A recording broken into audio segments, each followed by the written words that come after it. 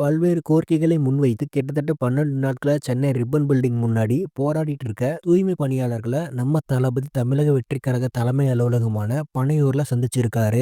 நம்ம தளபதி ஜஸ்ட் சந்திச்சது மட்டும் இல்லாம தூய்மை பணியாளர் அவங்களுடைய போராட்டத்திற்கு ஆதரவும் தெரிவிச்சிருக்காரு. தென் சட்ட ரீதியா என்னெல்லாம் பண்ண முடியுமோ அதெல்லாம் தமிழக வெற்றி கழகம் பண்ணும் அப்படிங்கிற மாதிரி வாக்கு கொடுத்ததா சொல்றாங்க.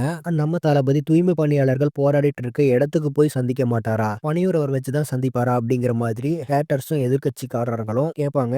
அதுக்கும் நம்ம தளபதி கிட்ட இருந்து ஒரு சூப்பரான பதில் வந்திருக்கு. அதாவது நம்ம தளபதி 2 நாளைக்கு முன்னாடியே போராட்டத்து களத்திற்கு வரதா சொல்லியிருக்காங்க. பட் நம்ம தளபதி வந்தா போராட்டத்து களத்திற்கு ஏகப்பட்ட மக்கள் வருவாங்க. வேண்டான்னு தூய்மை பணியாளர்கள் போராட்டத்தில் இருக்கிறவங்களே நாங்களே அங்க வரோம் அப்படிங்கிற மாதிரி சொன்னதா சொல்லியிருக்காங்க. ஸோ அதனால தான் நேத்து போராட்ட களத்தில் இருக்க முக்கிய நிர்வாகிகள் போயிருக்காங்க.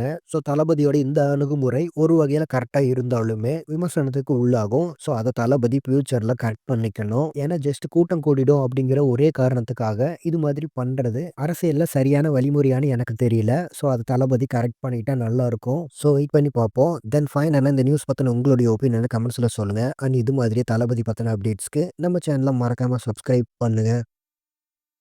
Thank you friends.